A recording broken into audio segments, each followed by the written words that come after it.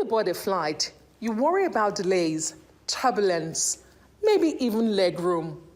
But a four-legged speed bump? Not so much. That's what happened aboard an Air Peace flight over the weekend in Nigeria. The aircraft collided with, wait for it, an antelope, not on safari, on the runway in Asaba, Delta State. The incident sparked confusion online, with some claiming it happened at the Abuja airport. But Nigeria's Federal Airport Authority says it didn't happen on their watch, but at the privately managed Asaba Airport in Delta State. A claim the Minister of Aviation and Aerospace Development reiterates in an exclusive with Arise News. So it's not everything that happens at every airport that you blame the federal government. Asaba Airport is a private airport, in fact owned by the Delta State government and then concessioned again to a private individual. So Asaba Airport is fully run by a private company. It's not even under the purview of the state government. They just own the facility. And so whatever has happened there, really, as regulators, the NCA, we are just regulators, we'll look into it. If there was inadequate fencing, then they will recommend and ensure that that is done. But it's obvious that there was some kind of lapse there for such an animal to be able to access a runway. But it's not just a Nigerian thing. Globally, wildlife has been crashing the aviation party for years. In New Zealand, a penguin waddled in to take off. In Alaska, it's caribou. In Florida, alligators. And in Milan, what else? Hares. At JFK Airport, diamondback turtles use the runway as a romantic hotspot. Yes, turtle tinder is a thing. These intrusions can cause real danger. Bird strikes alone cost airlines hundreds of millions yearly globally. So airports are getting creative. Lasers, fake distress calls, and even pigs.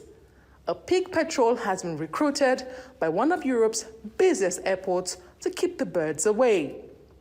But back to Nigeria, where this isn't the first time animals have taken on an unscheduled runway stroll. In 2019, a herd delayed a flight in Bauchi, and in 2021, it was goats in Akure, Ondo State. So what's being done? The Federal Airport Authority says they are not in charge of the Asaba runway, where the latest incident occurred. Across Nigeria, there have been talks of fencing, patrols, and wildlife monitoring being ramped up. How impactful and how far with those measures? But beyond that, as a general rule, we are also taking the fencing of our airports very seriously. Not only because of that incident, we have also noticed a couple of incidents, many of them, of course, most of them not fatal, across the country. And that is why in the next couple of days, I'm sure you will be briefed. Part of what we are doing with trying to assess the Renewed Hope Fund is the fencing of our major airports, especially the international airports, so that we don't embarrass international airlines that are coming in. So for Lagos, Abuja, Kano, Enugu, and Port Harcourt, we are taking that very seriously. We are not just doing fencing, we are going to do very electronic fencing, not just the normal block and cement, like this kind of smart fencing. Sure, passengers are used to flight delays due to weather, technical issues, even late crew. But try explaining that you were delayed by an antelope with no boarding pass. Adesua Omoruwan, Arise News. Interesting times indeed in the nation's aviation sector. Well, we now have the benefit of getting to know more about what's been happening as we are being joined by Professor Obiora Okonkwo, the chairman, United Nigeria Airline, and spokesperson for Airline Operators of Nigeria. Great to have you again on the morning show, Professor Obiora. Good to have you on the show. Good morning. Thank you very much. Thank you very much, and good morning, and happy Sunday to you. Happy Sunday to you too. All right, I'm sure that you followed the interesting antilopian incursion in Asaba at the Asaba airport. I would have loved to start the interview on a positive note, but we will come back, to what is happening in terms of developments, particularly with NICOM. But share your thoughts with us on what happened to the Air Peace flights when an antelope, ran onto the runway. We know for a fact, of course, that things like these are not limited to Nigeria. From the beautiful report that our correspondent Adesuwa Morua, did there, it's a global phenomenon. But then it's also about how authorities respond to it. How did you feel when that news hit you during the week, and what are your general thoughts as to how to tackle stuff like that? Yes, thank you so much. First of all, I have to commend Adesuwa.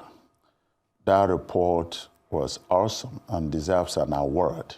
She really gave insight into not only the problems in Nigeria and also globally. In fact, some of the facts that she mentioned there were coming to my knowledge for the first time. So that's quite commendable. However, I think this is also positive because we're smiling while we're talking about it. If it had happened in a different way, that it had brought about some form of incident or accident, then probably we wouldn't be talking with laughter. Like you rightly said, this happens. Just like in aviation. A lot of things happen in aviation, but the good thing in aviation is that it doesn't bring about punitive measure. It brings about correctional policies and SOPs and interventions. So it is never a time to exonerate oneself.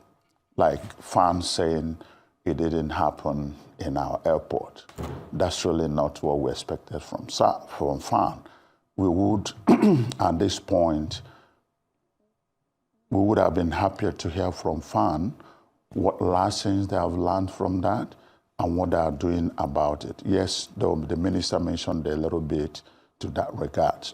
Beyond the Asaba airport, in other airports in Nigeria, we do on a regular basis face problems of FOD, the foreign objects, in their own way. It comes in different ways. We've talked about bird strike. It happens regularly. So this antelope was actually the first of its kind. And we should really thank God, because in aviation, we have always said, you do 95% all you can to avoid human problems or faults. But the rest of the 5% that could cause an issue, you leave in the hands of God. God really worked this miracle because that particular aircraft was A320, Airbus 320. It normally has big wheels. If there was an encounter with a smaller aircraft like ERJ 145 or something in that category, the impact of that crash would have actually caused more damage and disruptions on the aircraft. So what we understand was that when that happened, because there were no indicators in the dashboard of the aircraft, they did not feel it. So the victim this time was the antelope. It was less of the aircraft. But upon arrival in Abuja, there was some splash of blood all over around the aircraft, and they made inquiries and got to know there was a situation in Asaba. Obviously, Air Peace had to do what they were supposed to do, ground the aircraft immediately, and call in the engineers from Lagos to have a look at it and evaluate it before they sign off that there was no problem. We thank God for that, because such an incident could have caused an accident. It could have destroyed the aircraft where they could require about millions of dollars to fix it. So that's, again, when Air Peace talk about prioritizing safety, just like any Nigerian operator, these are things that could cause cost delay. So what it means that the process of landing at the airport, calling in the engineers from Lagos or whatever location they're coming, would have taken some hours. Those number of hours would have affected the flight scheduled on that aircraft.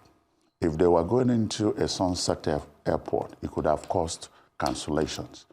And if there were damages that the aircraft could not take off and fly that day, all the flights scheduled on that aircraft, as long as it would take to bring it back to service, would have been canceled.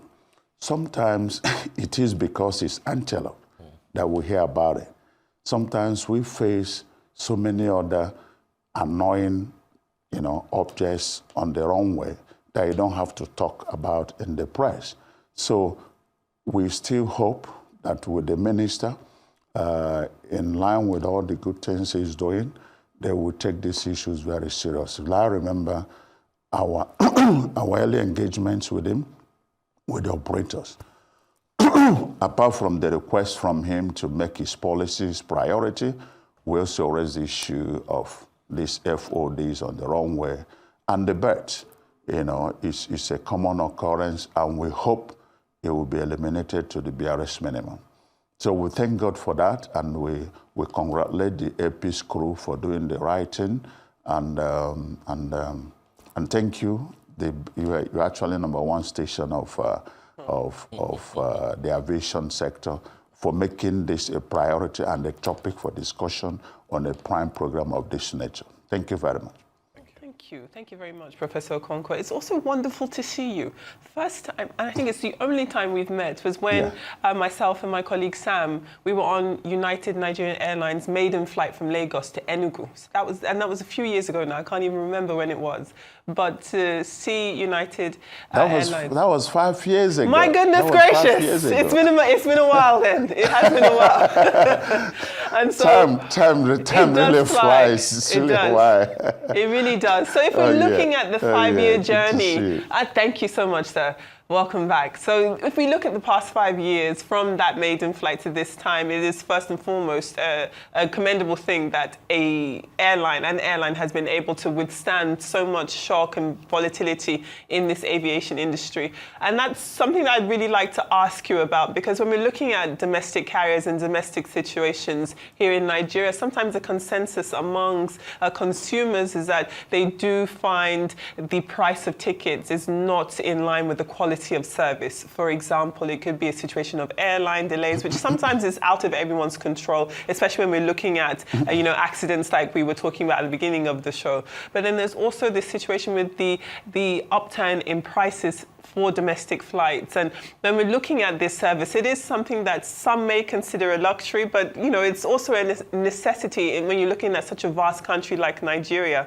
So as somebody who is a proprietor of an airline, I'd love to hear your thoughts about what efforts you're putting in to make the consumer experience better, and whether or not consumers can expect to hopefully see some respite, some reprieve when it comes to the ticketing. Because as a proprietor of some of Nigeria's domestic airlines, as I said, I've flown United Nigeria a few times. I've flown on Ibom Air, on Air Peace, and they've always been quite wonderful service, but it's just something that is not always reflective of everybody's experience. So just to hone in on your thoughts on what consumers can expect, what efforts you're doing to improve the quality of the experience they have. Thank you so much for the commendation. Different strokes for different people. You have positive experience. But in general, I do not really think that the local operators here are doing badly. We also have to look at the expectations from our clients.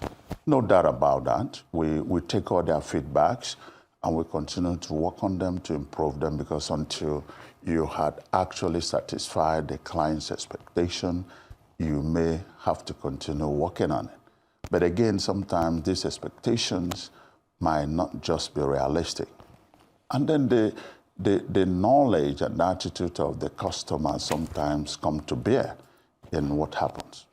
Let me tell you, delays are all over the world. If you get into an airport in the world and you look at the board, the screen at the airport, you'll see columns: flight number, departure time, destination, and then remarks. There's no time I've stopped over in any airport and look at that screen that I do not see 1, 2, 3, 4 aircraft being delayed. It's written delayed. What do I do when I see that delay sign? I just go and keep quiet and wait for the next time to go and check if there is a change in the status of the flight. If there is none, I go and keep quiet. If there is such a long time that they want to talk to you, you see a sign to contact the information center. That's all you do as a passenger in other climes. But here in Nigeria, nobody accepts delay, no matter the cause. There are many reasons that could cause delay. 95% of them are beyond the control of the operator, like you rightly said. And when there is any delay, the biggest loser is the operator. Therefore, any operator should do everything possible to avoid delay, unless it becomes overwhelming. So I really think that we fly all over the world. There are many yardsticks to measure service. I just came back from a trip in the United States. There's no flight I took out of here to other destinations that I did not expect, that I did not experience any delay. I had flown internally in the US, 1 hour, 2.5 hours flight. I evaluated the service I got in that flight compared with the services we offer here. On 30 minutes flight, 45 minutes flight here in Nigeria, we bend ourselves twice to offer some in-flight refreshment and entertainment. When there are delays at the airport, we expose our staff to come and talk to the passengers. Some of them even get some blows and slaps and shouts as a result of that. So as much as we are not happy that these things are happening, and we're working on it to make it better, we had declared this year, actually, we from the operators of Nigeria, that the biggest challenge we do have is unruly behavior from our passengers. We appreciate them. We are there because of them. But there should be an attitude change as they relate to the operators and the staff. They need also to understand, because some of them do not just understand. Somebody shows up at the airport. You may have had a flight scheduled to Benin, and I say bad weather in Benin. 1 hour, 2 hours, the aircraft is on ground. The aircraft that is on ground is not making money for you. Then you have another flight going to Obiora, where the weather is okay. Do you imagine that you could have a passenger who would boldly walk up to the counter and say, this Obiora flight must not leave until you take us to Benin? And you say, there's no good weather to go to the Benin. Look across the screen. The aircraft is there waiting. The crew are inside. But we can't go to Benin, not because of our fault.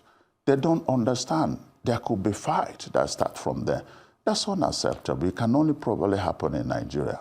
So sometimes the noise about delay might not just be about the delay, but the effects and the reactions of the passengers. We really would want to improve, and we're continuing to improve that. Infrastructures are big issues. Aircraft are meant to fly. We are limited by the time we fly into some airports.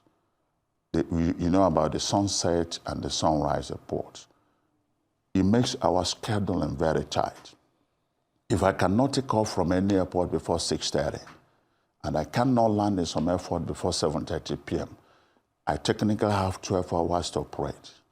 And for a particular aircraft to be viable, you need to operate certain number of schedule, minimum of 8 in a day. Because if you operate less than 5, less than 6, you can't make money on that aircraft. So if you have borrowed money from a financier, you can't pay back your loan. If you have leased the aircraft, the lessor will not be interested if you are giving him a less number of hours. So we're forcing 8 flights within 12 hours.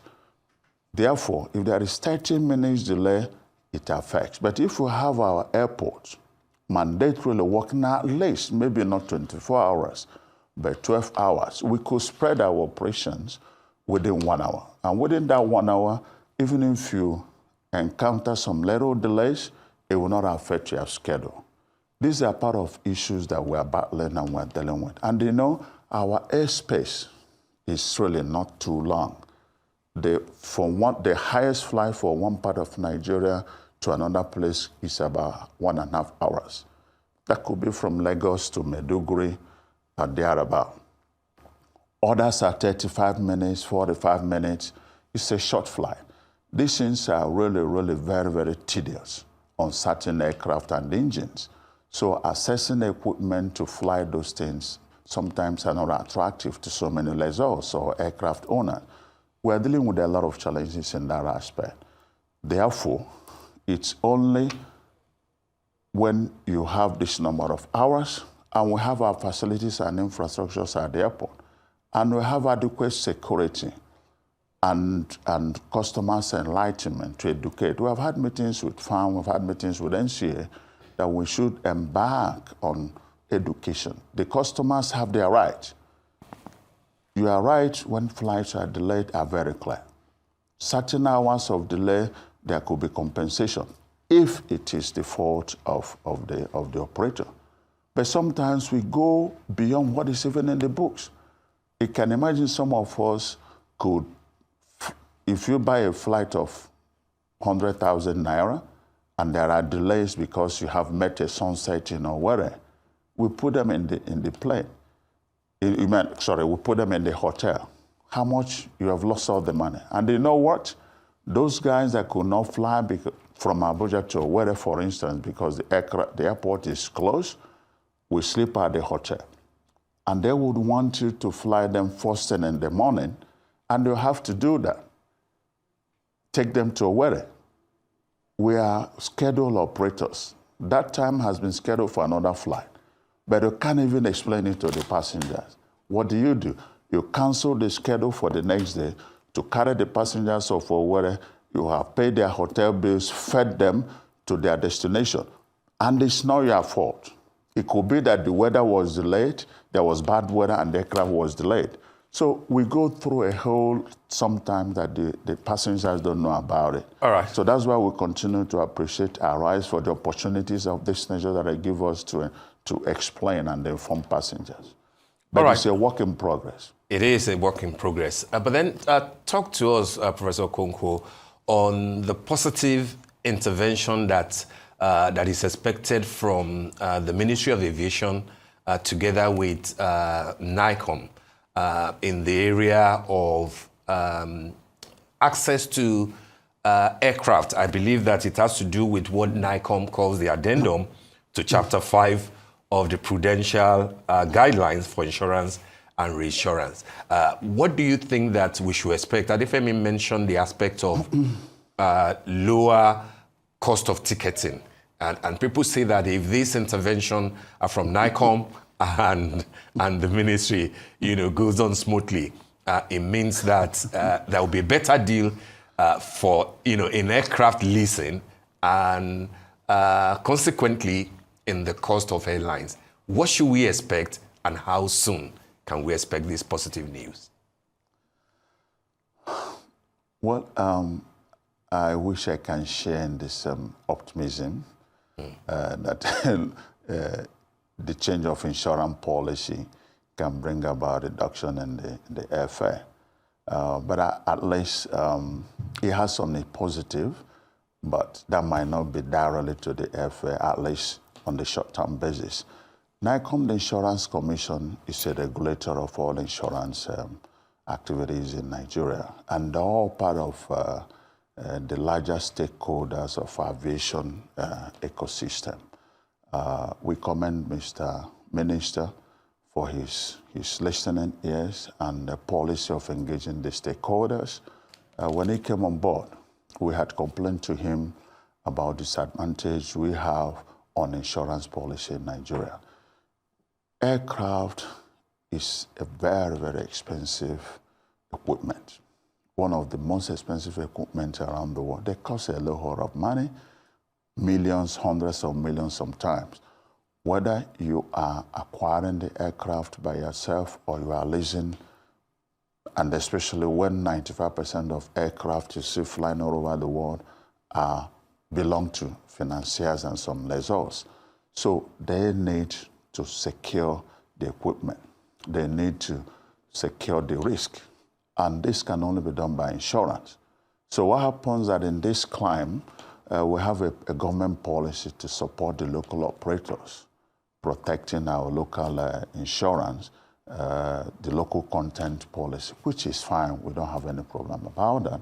So it requires that certain percentage of the risk should be domesticated here. Before now, it could be up to 30%. But this has not been acceptable or comfortable with the lessors, because they feel the Nigerian insurance system is not robust enough probably to hold on that quantum of risk, considering the volume, because the minimum an aircraft is insured is from $500, $600 million. You know what it is. You know, if you put, but you see, we know that Nigerian insurers also reinsure the risk overseas. But the essence of domesticating it is for them to have their own cut of the transaction, which is good. So we raised those issues, and the minister in his triple P policy, brought in the Insurance Commission, and we were together in Dublin by the first week of January to meet in aviation finance conference. And part of the resolutions we reached was to amend this thing to suit the desire of the lessors. And thanks to the Commissioner of Insurance, who showed his cooperation, he went into work and agreed on these terms now that the minimum domesticated is 10%. And some part of it can still be negotiated. At least the 90% of it can be outside, and 10% of it or less can be here. We're happy about that. We're watching to see how much it will affect our access to the equipment. So this may not necessarily translate to cheap ticket, but it will help us to give comfort to the lessors who might want to let their aircraft into this airspace. And because you might not believe that a typical aviation operator here in Nigeria will pay 5 times to insure an aircraft, more than any other operator outside here, especially in Europe and America, where they could insure maybe 20, 30,000 an aircraft per annum. We might be spending about $150,000 for the same purpose. It adds to our cost. So this will reduce the cost, but not necessarily direct to the tickets. We know what will affect our ticket prices, and that was what I said on the day we are launching and unveiling this new act. The operators need to have more access to their revenue. I said this before the minister and the agencies that United Nigeria on monthly basis, and so, like any other operator, we pay more money to NCA and to FAM than we retain for ourselves. That's a fact. You may not know that. We pay billions of naira to NCA and FAM put together. It's not done in any part of the world. The charges are huge. They are very, very multiple, over 20-something charges, and some of them are repetitive. So we think we also need to have access to cheaper funds. So far, we continue to access funds on commercial basis, like any other person who is importing Indian hair or Indian hair, they call it, or cosmetics, 30-something%, is affecting our operational cost. So we need to have access to single-digit loan. We need to retain more of our revenue to be able to use it to solve other problems. And with this, obviously, it will affect the cost, because we still believe that at the rate we are selling tickets, you fly outside this country, any person who has bought a ticket, even if it's 10 minutes flight, 20 minutes flight, so far the aircraft takes off and lands. If you are paying less than $150, you are getting it for subsidized rate, because it is the same cost of service. Some of the services required are done by circles. And these circles, if you take off from Lagos and land in Ibadan for 20 minutes flight.